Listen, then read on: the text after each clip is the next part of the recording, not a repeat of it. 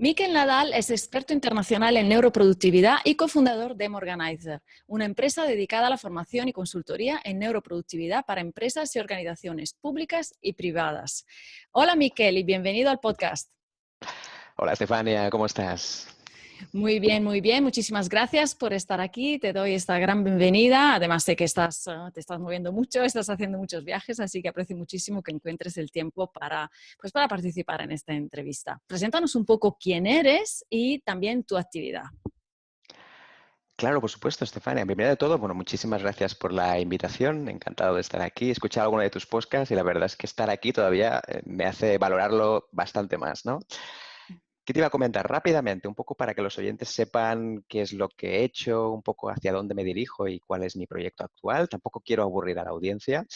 Yo vengo del mundo de la psicología. Siempre me ha encantado el mundo del comportamiento humano. Pero la psicología siempre ha sido como algo muy variado. Hay demasiados tipos de psicología, psicología clínica, de educación, de empresa, y sobre todo me centré en dos, que son las dos que más me gustaban. Una era neuropsicología y la otra tenía que ver con la psicología de empresa. A partir de aquí yo estuve trabajando sobre todo en el mundo de la empresa y especialmente en selección, formación, desarrollo y todos esos temas relacionados con recursos humanos. El tema es que dentro de las multinacionales que pude trabajar, pues no me sentía muy cómodo, ¿no? Porque al final no podía hacer aquello que yo quería y además veía que todo esto de la psicología estaba muy bien, pero la gente como que no lo aplicaba. Entonces yo quería saber un poco por qué la gente no hacía las cosas, ¿no? Y por ese motivo decidí emprender junto a mi socio, David Carulla, y a partir de aquí fundamos la empresa que antes comentabas muy bien, Estefania, que es el tema de Morganizer, ¿sí? Que es una mezcla entre emociones y organización. Mm. De hecho, un poco para resumir y para que las personas lo sepan, en esta empresa nos dedicamos a la neuroproductividad, que resumiendo rápidamente sería cómo puedes entrenar tu cerebro para conseguir tus metas. Y un poco el resumen de la neuroproductividad sería, ¿y por qué las personas saben tantas cosas, se informan tanto, hacen tantas cosas y después resulta que todo aquello que han dicho que saben no lo cumplen? Aquí hay una especie como de caja negra, ¿no? Mental, que no sabemos muy bien por qué pasa, y fue aquí donde empezamos a investigar, a saber más, y nació la neuroproductividad, que al final es una forma de explicar por qué la gente sabe tantas cosas y aplica tan pocas. Muy bien, muy bien. Buenísimo resumen y además nada de aburrido, ¿eh? Aquí me parece súper interesante. Además, cuando por primera vez empecé a estudiar, también a leer de cómo funciona la mente, mm, me quedé muy sorprendida de ver cómo todo está como bastante bien explicado por cómo funciona nuestra mente. Y dices, ahí va, sí, pasa exactamente esto. Cuando actúa de una forma es como que empiezas a reconocer ciertos comportamientos. Entonces te abre un mundo lo de conocer nuestra mente, que bueno, por supuesto es o sea, enorme, hay cantidad de cosas, ¿no? Pero empiezas a darte cuenta de por qué funcionamos, ¿no? Como estamos funcionando. Totalmente. De hecho, me gusta recalcar la diferencia, ¿no? Entre mente y cerebro, que al final son dos cosas muy distintas. La mente, digamos que la hemos creado nosotros, ¿no? Al final son todos aquellos pensamientos, acciones, imágenes que tenemos en la mente, nunca mejor dicho. Y después está el cerebro, que al final es un ente biológico que siempre está estresado, porque al final él vive en el ahora, él no entiende nada de pasados ni futuros. Esto nos hemos inventado nosotros. Y él, si por él fuera, le gustaría hacerlo todo ya, ahora mismo, ¿no? Como si no hubiera ningún tipo de relax, ningún tipo de nada, lo quiere hacer hoy mismo. ¿Qué opinas de las creencias y cuánto crees que las creencias o todo lo que hemos adquirido del pasado, por ejemplo, y que se nos ha depositado en nuestra mente, puede afectar a nuestra productividad en el día a día? Pues buena pregunta. El tema de las creencias es algo complejo. Muchas personas las definen como limitantes, motivadoras, etcétera. A mí me gustaría no llamarlas limitantes porque creo que todas las creencias son válidas. Depende del entorno y el contexto en que te mueves, ¿no? Sobre todo para mí lo más importante es la creencia que tú tienes ahora mismo te permite vivir en paz. Para mí esa es la gran pregunta, ¿no? Es decir, esta creencia que he creído durante tantos años de mi vida me permite vivir en paz. Es decir, todas las creencias son fácilmente modificables con un poco de entrenamiento. El tema es hacerlas conscientes, ¿no? La gran mayoría de ellas son patrones que repetimos a diario y que muchas veces no somos conscientes. Yo quería añadir aquí un dato interesante y es que por ciencia, evidentemente al final por experiencia siempre es distinto, pero por ciencia hoy sabemos que todas aquellas creencias que tú has tenido a lo largo de tu vida nunca se van. Es decir, cuando digo nunca se van, es que siempre queda un resquicio, siempre queda algo de esas creencias, ¿de acuerdo? Es decir, si algo te produce rabia hoy mismo, es muy probable que aunque trabajes esa creencia dentro de unos años, te seguirá provocando un poquito de rabia, a lo mejor quizá menos porque ya la tienes más trabajada, pero seguramente siempre estará allá. Por lo tanto, el hecho de ser productivo o no, creo que tiene que ver mucho también con una creencia clave, y es que si no eres productivo, no eres válido para la sociedad, ¿no? Hay mucha que esta creencia de la productividad es algo que todo el mundo debería tener. Yo al final, y incluso siendo de las personas que más habla de productividad, que más aboga la productividad, considero que es todo lo contrario. Es decir, el hecho de creer que tienes que ser productivo ya te genera frustración y estrés por sí mismo, ¿no? Entonces, está muy bien creer que deberías ser productivo, pero ¿realmente es lo que estás buscando? O quizá lo que estás buscando es un estilo de vida concreto, un estilo de relaciones con personas concretos. Es decir, al final, la productividad es una imposición que nos hemos puesto. Es decir, no todo el mundo tiene que ser productivo, ni a veces vale la pena ser productivo tampoco, ¿no? Ujú. Mira, has dicho, wow, muchas cosas interesantes. Primero, el tengo que, cada vez que decimos tengo que, para mí nos estamos autosaboteando porque nos estamos metiendo una presión innecesaria por hacer cosas cuando realmente podemos decidir nosotros si queremos hacer una cosa o queremos hacer otra cosa. Entonces, ya simplemente a mí me supuso esto un gran cambio. Lo digo porque me pasa mucho. Yo siempre he sido una persona de tengo que, quizá porque me lo hayan dicho mucho precisamente, yo lo haya escuchado muchas veces, y siempre hablo, tengo que hacer esto, tengo que hacer lo otro, y de forma consciente cada vez sustituyo, cada vez que me doy cuenta, sustituyo esto con quiero hacerlo. Porque en el momento en el que seguimos diciendo tengo que, no, no, no, yo decido lo que quiero hacer y es un cambio brutal. Exacto. Es como el prototipo de la persona ideal, ¿no? Una persona ideal debería ser así, así y así, y sobre todo productiva, porque si no eres productivo, eres como una persona de segundo nivel, ¿no?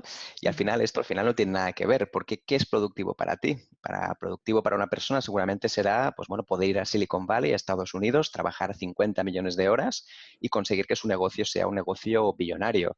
Para otras personas será muy distinto. A lo mejor lo que querrán es estar más tiempo con sus hijos, con su familia y que el trabajo sea una fuente secundaria, ¿no? Que a lo mejor tengan unos ingresos que estén bien y que por supuesto lo puedan incrementar, pero al final es un tema de ideales y creencias, ¿no? Es decir, ¿qué es productivo para ti, ¿no? Esa es la gran pregunta. Mm.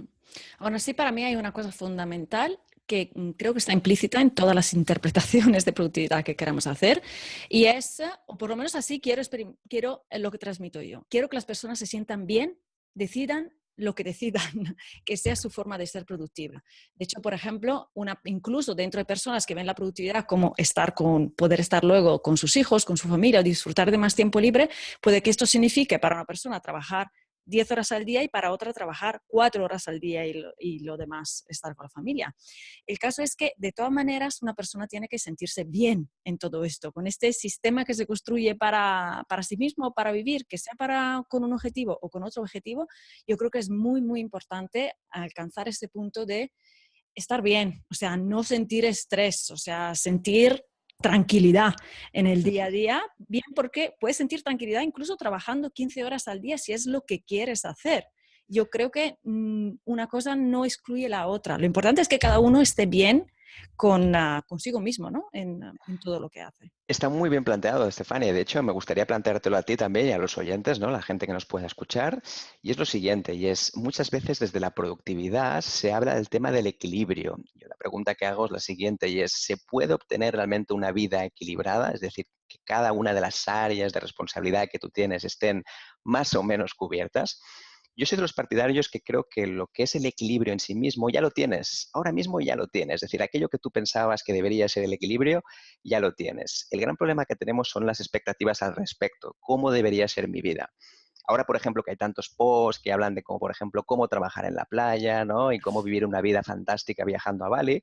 Yo creo que obviamente todo esto también es posible y lo puedes conseguir, pero a costa de renunciar con otras cosas, ¿no? Porque muchas veces la gente piensa que el hecho de poder ir a Bali, a poder a trabajar 5 o 6 meses, esto no implica ningún cambio en su vida, cuando seguramente hay muchas cosas que tienes que pagar un precio, sea lo que sea. Vas a ver menos a tu familia, vas a ver menos, por ejemplo, a tus amigos, vas a poder hacer menos cosas que a lo mejor hacías antes. Y yo creo que aquí está la gran pregunta, ¿no? Es el poder de la renuncia. Es decir, ¿hasta qué punto estás dispuesto a renunciar por hacer aquello que te gustaría hacer, por tus expectativas? Porque al final las has creado tú. Nadie te las ha dicho que deberías hacerlas, sino que te las has creado tú, ¿no? Y es Ujú. un poquito por donde voy, el tema del equilibrio. ¿Es realmente posible tener un equilibrio al 100%? Yo soy bastante partidario de que no. Hay momentos en tu vida que decides hacer unas cosas, priorizar unas y dejar de lado otras. Entonces, la gran pregunta que yo hago es esta, ¿no? Si cada uno considera que está equilibrando directamente sus áreas de vida o sus áreas de responsabilidad. Pues mira, yo lo que opino, y además son cosas que trabajamos en las formaciones que hacemos, es que hay que buscar el equilibrio que a ti te hace sentir bien. Es decir, Ujú. por ejemplo, para una persona, no necesariamente el equilibrio tiene que estar, el equilibrio significa estar igual de repartido en las diferentes áreas de tu vida, que pueden ser hobbies, amistades, relaciones, aventura, espiritualidad y demás. Mi equilibrio puede que sea de tener un 8 en relaciones, un 2 en espiritualidad, un 3 en aventura. Es decir, que yo tenga digamos, ciertos parámetros en una escala de 1 a 10, dependiendo de las áreas, y para otra persona sea un 5 5 5 5 o que sea 10 10 10 10 10 en todas las áreas. Yo creo que esto depende de cada uno, cómo se siente, cómo es, cómo quiere vivir, y esto sí que es algo al que anhelar, porque si es lo que queremos, ahí es donde seguramente estemos aún mejor, ¿no? De lo que Ujú. somos ahora. Ahora bien, esto estoy totalmente de acuerdo que no estamos en cada momento en este equilibrio, sino que hay constantemente desequilibrio precisamente de estas cosas, que habrá momentos en los que estamos más dedicándonos a nuestras relaciones, más al trabajo, más a nuestras amistades, dependiendo de dónde nos lleva la vida también, pero siempre anhelando o buscando de forma activa a través de las acciones que hacemos, de nuestros pensamientos, de lo que visualizamos, buscar dirigirnos hacia, digamos, esta telaraña, que es como la dibujamos, ¿no? Hacia esos números que queremos nosotros. No, Estefania, está muy bien. De hecho, la idea es ser flexible. Esto es el Sí. primer punto súper importante.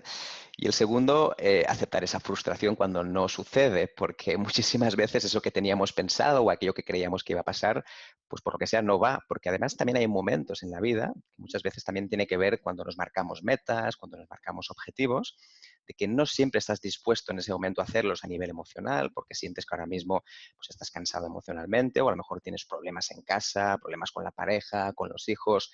Seguramente no sea un buen momento para marcárselos, ¿no? Y es verdad que muchas veces desde la neurociencia se habla mucho del tema del equilibrio, de cómo deberías tener un equilibrio.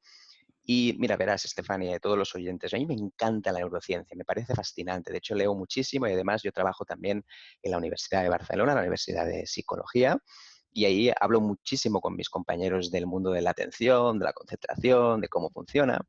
Y me doy cuenta de lo siguiente, y es que nos creemos demasiado la neurociencia en el buen sentido, ¿de acuerdo? Lo digo con el máximo cariño, porque la neurociencia está bien para ciertas cosas, nos ayuda a tener patrones, guiones de cómo lo podríamos hacer, pero no hay que tener tanta información de la neurociencia, ¿no? Es que la neurociencia dice que yo puedo tener el equilibrio en mi vida en un 73,6%. Bueno, eso es fantástico, está muy bien, pero a la hora de la vida real seguramente no siempre termines logrando ese número, ¿no?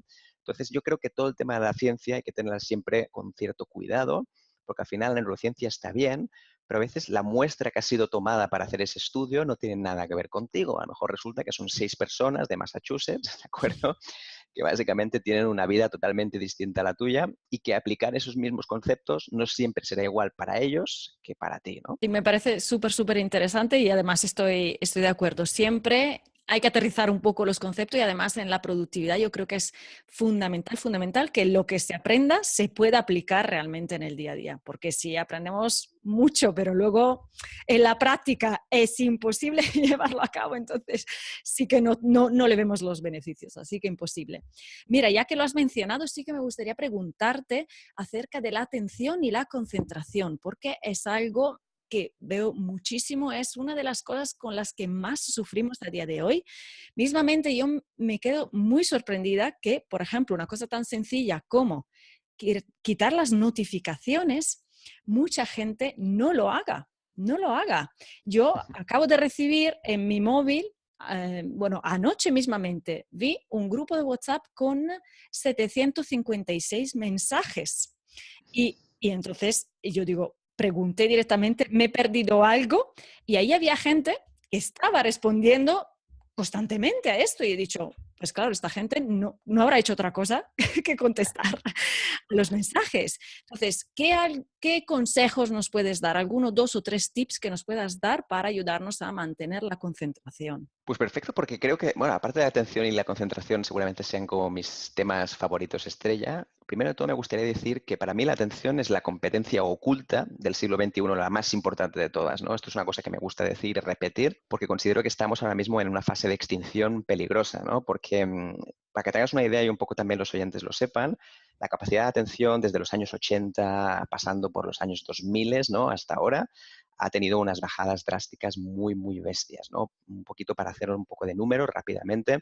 En los años 80 las personas eran capaces de concentrarse unos 40 minutos aproximadamente sin dejar de hacer otras cosas, es decir, que no consultaban ni el móvil, ni el celular, ni lo que sea. Y en cambio, hoy estamos hablando de que en la próxima generación, ya a partir del 2020, los estudios apuntan de que las personas serán incapaces de concentrarse más de 8 minutos, ¿sí? Incluso algunos anuncios más pesimistas que hablan de 5 minutos. Pero bueno, vamos a tomar los más positivos, ¿de acuerdo? Bueno, Con 8 minutos. Entonces, una de las cosas que se ha descubierto que a mí me parece mucho más interesante que incluso el tema de las cosas más técnicas tiene que ver un poco con las relaciones. Hemos visto que la atención tiene mucho que ver con el amor, ¿sí? Una palabra que ahora mismo se habla mucho y que a lo mejor tiene más que ver con inteligencia emocional, está 100% ligada con la atención y la concentración. Había un estudio muy reciente, desde hace nada, que se hizo hace 2 o 3 meses, que hablaba de lo siguiente, y es que cuando uno siente que no se siente querido por el resto, que la familia no le apoya, que los amigos no le llaman, tiene más necesidad de consultar, pues lo que decíamos antes, ¿no? La computadora, el ordenador, el celular, el móvil. ¿Por qué? Pues básicamente por un motivo, y es que como quieren saber si las personas les escriben, se interesan por ellos, tienen necesidad de mirarlo más. Y además también hay un factor de reconocimiento social, ¿no? Es decir, cuando alguien te pone un like, cuando alguien te escribe un comentario, cuando alguien comparte algo contigo, eso es como si existiera un reconocimiento que muchas veces las personas no tenemos. Y de hecho se descubrió que la principal causa por la cual las personas tienen problemas con su atención y su concentración es la falta de amor con uno mismo. Esto es muy curioso, ¿eh? Porque es verdad que muchas veces estamos pensando, no, porque claro, tenemos que apagar las notificaciones, utilizar programas de estos que nos impidan, ¿no? Que nos impidan llegar a alguna página en concreto.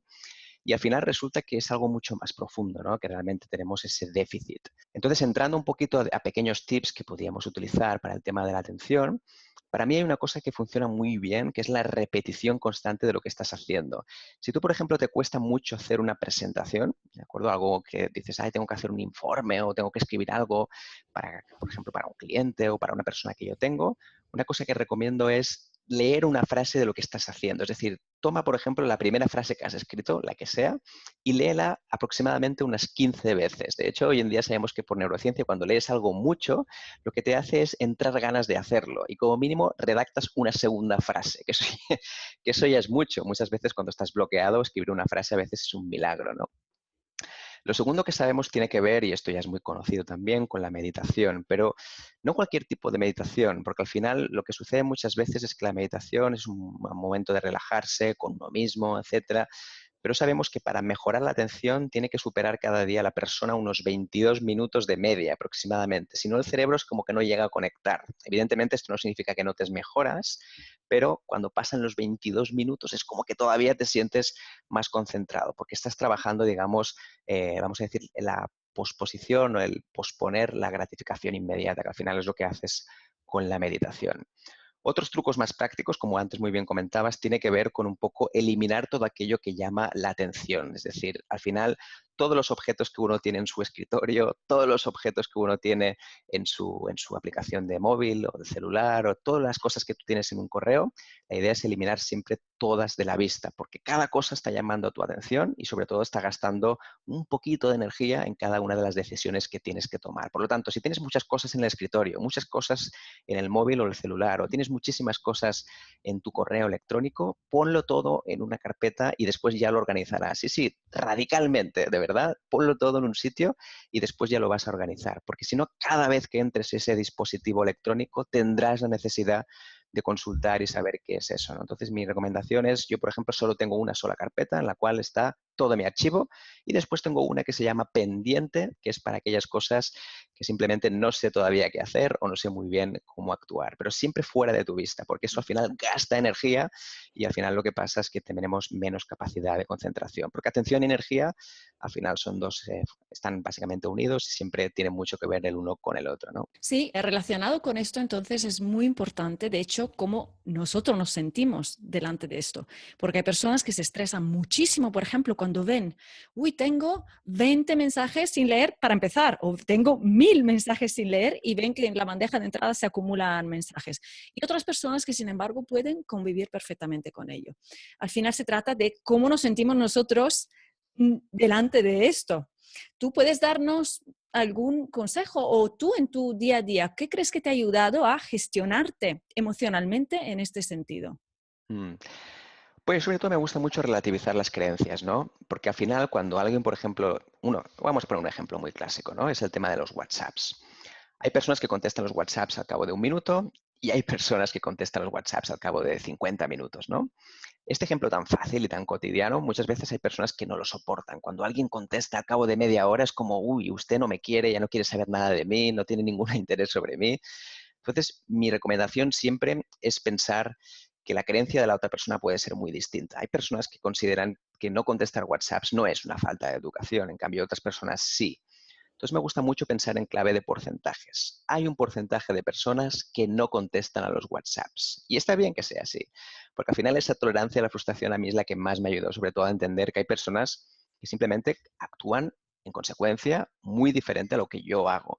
Porque fíjate en una cosa, Estefania, yo creo que también el resto del público seguramente también lo habrá visto muchas veces, ¿no? Y es lo siguiente, es cuando yo envío un WhatsApp y alguien no me contesta, en el fondo lo que estoy haciendo es trasladar mi propia creencia de que uno debería contestar los WhatsApps al momento a la otra persona, Ujú. sin respetar que la otra persona puede tener otro tipo de concepción, como por ejemplo que si contestas al cabo de 5 días está bien, si no, pues llámame o haz otro tipo de acción, ¿no? Por lo Ujú. tanto, yo creo que al final es un tema de relativizar y que esas creencias que tú tienes, que están muy bien y que está muy bien que tú las tengas, pero no significa que todo el resto del mundo las comparta, ¿no?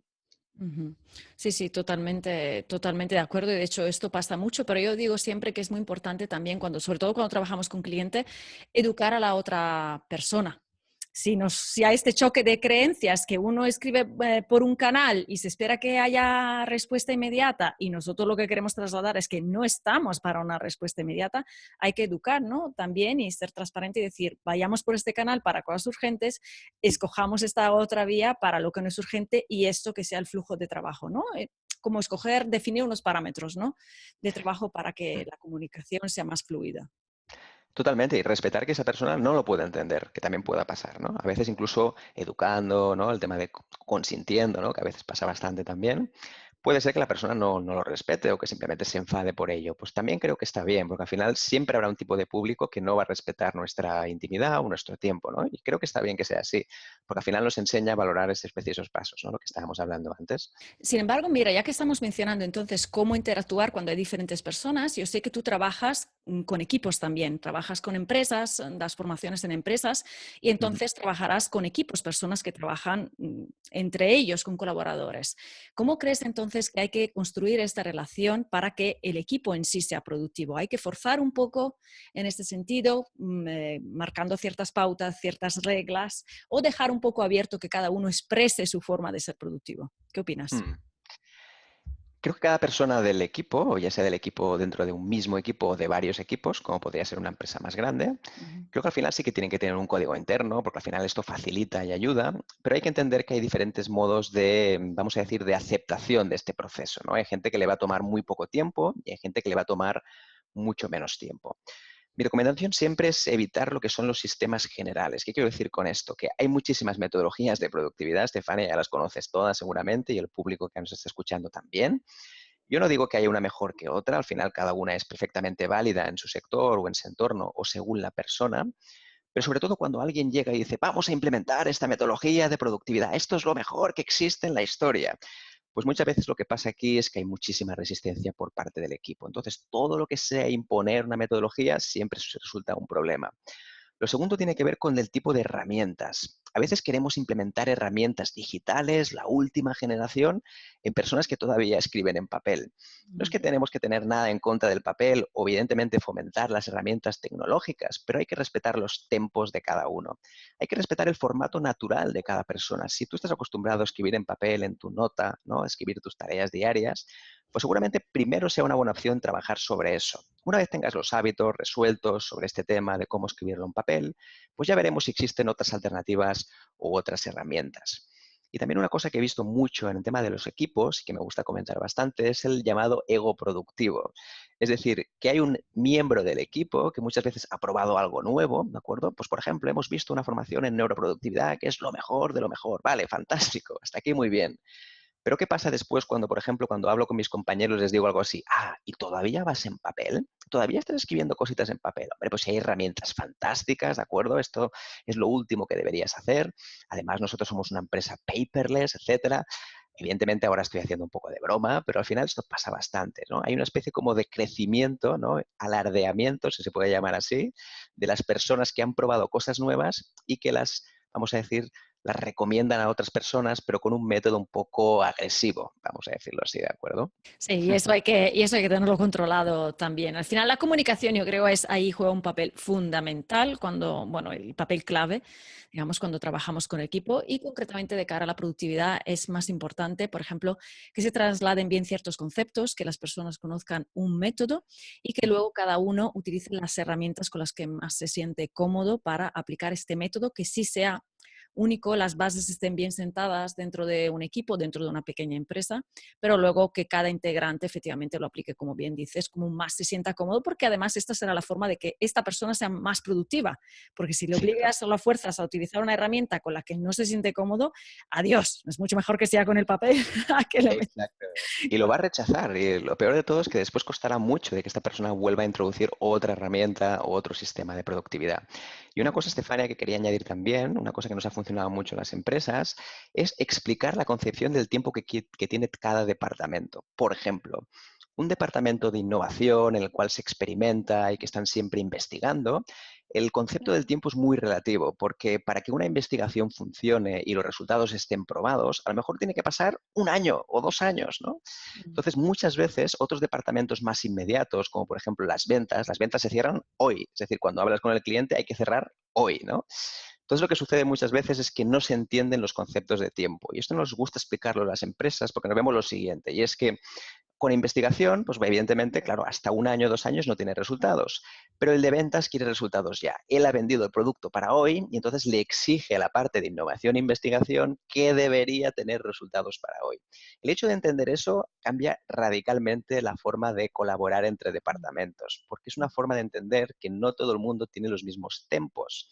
Y eso que parece tan sencillo, que ahora mismo, hombre, pero esto es muy fácil de ver, ¿no? Pues muchísimas empresas no lo entienden porque están dentro de su departamento y solo ven su propia realidad. Es decir, yo tengo que hacerlo ahora, por lo tanto necesito resultados ahora y quiero que toda la empresa me apoye. Y esto obviamente no siempre es así. No, de hecho el tema de las percepciones es muy peligroso, ya no solo con el tiempo, sino en general. Lo que yo creo pensar que es lo que creen también las otras personas, eso nos hace muchísimas veces chocar y todo nace en asunciones que estamos haciendo y no son reales, ¿no? Cada uno tiene sus percepciones de su realidad. Bueno, Miquel, vamos terminando, vamos cerrando esta entrevista que me parece muy, muy interesante. Aquí me quedaría horas hablando, pero vamos cerrando.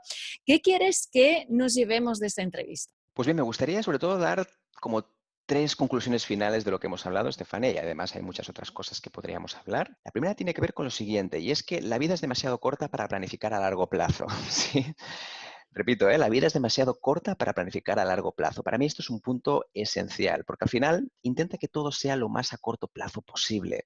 Si tú ahora mismo piensas en 1, 2, 3, 4, 5 años, es frustración asegurada, porque todo puede cambiar radicalmente al cabo de 6 meses, un año. Por ejemplo, si estás esperando un hijo, si tienes, por ejemplo, un emprendimiento, todo puede cambiar de un día para otro, ¿no? Entonces es muy importante que sobre todo que la vida sea lo más a corto plazo posible. Todo aquello que sea a largo plazo seguramente sea frustración asegurada en poco tiempo.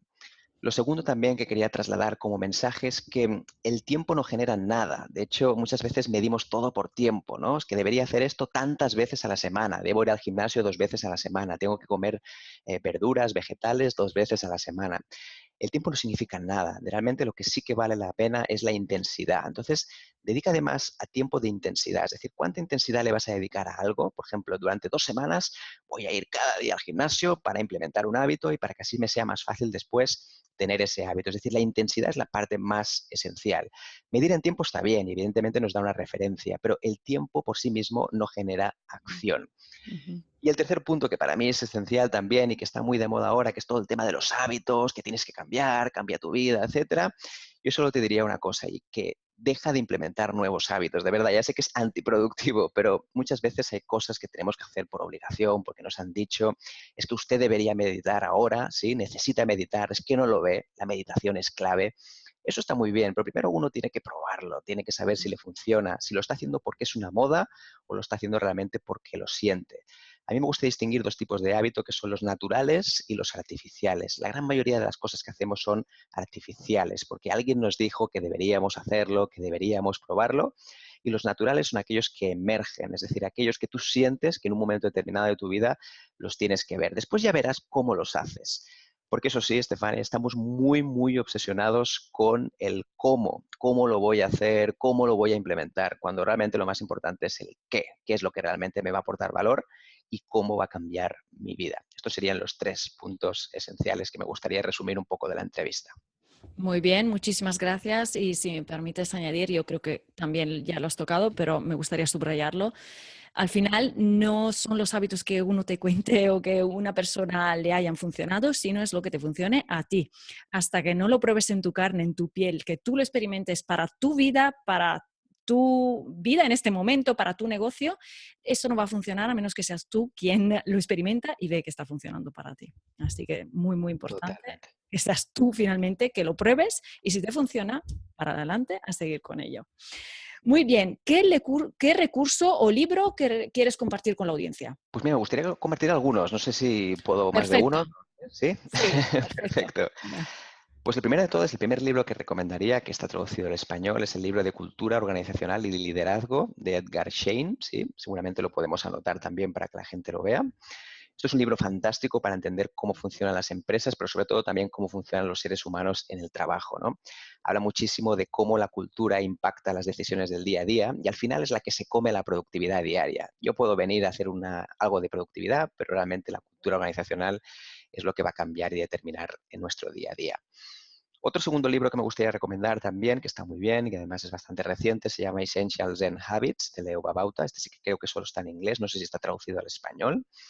Y este libro es fantástico porque al final habla de hacer mucho menos, ¿no? Ya sabemos que en la productividad se habla muchísimo de hacer más cosas, con menos tiempo, y este libro un poco lo que hace es reventar algunos mitos de tener que hacer más cosas, y te habla un poquito de hacer solo lo esencial y eliminar lo que no es importante, ¿no? Y a nivel de recursos muy sencillos que seguramente muchas personas ya conozcan, pero me gustaría compartirlos, hay un canal de YouTube de Luis House, ¿sí? Que se escribe Luis Haues, ¿sí? Para la versión más española, Spanglish, que básicamente hablan de entrevistas de desarrollo personal, se habla de productividad y a mí realmente me encanta y creo que hay unas personas que aparecen ahí que son fantásticas y brillantes y sobre todo que aprendes muchísimo en temas de productividad también, ¿no? Por último, comparte tus datos de contacto y también si tienes algún otro recurso que quieras compartir con la audiencia, adelante. Sí, pues me encantaría que si las personas quieren saber más sobre neuroproductividad, que visitaran la página web de imorganizer.com. Ahí encontrarán básicamente un blog donde es el único blog en español donde se habla de neuroproductividad y seguro que puede ser muy interesante para las personas que quieran saber más sobre cómo entrenar su cerebro para lograr las metas. Creo que ahí encontrarán muchísima información. Y además también en la página principal verán que hay un ebook gratuito de 35 páginas, es decir, bastante extenso, donde se habla de 12 trucos precisamente para mejorar esa neuroproductividad y para ganarle 1 hora al día como mínimo. Evidentemente, si son más de 1 hora al día, pues todavía muchísimo mejor. Es una guía gratuita, por lo tanto, las personas se la pueden descargar cuando entren en la página. Y además de eso, nada, recomendar pues 2 redes sociales en las cuales tengo bastante actividad, como son, por ejemplo, LinkedIn, que me encontrarán por mi nombre, por Miquel Nadal Vela, sí, Vela con V, es importante. Y también en Instagram, recientemente instaurada, que hace más o menos 2 meses que la tengo, y allí me encontrarán por @miquel.nadal.vela con V también. Perfecto. Muchísimas gracias, Miquel, por el tiempo que nos has dedicado. Ha sido muy, muy interesante y seguramente, bueno, pues te deseo lo mejor y que vayan bien todos tus viajes, tus conferencias y todo lo que haces alrededor del mundo. Y hasta la próxima. Gracias a Adiós. ti.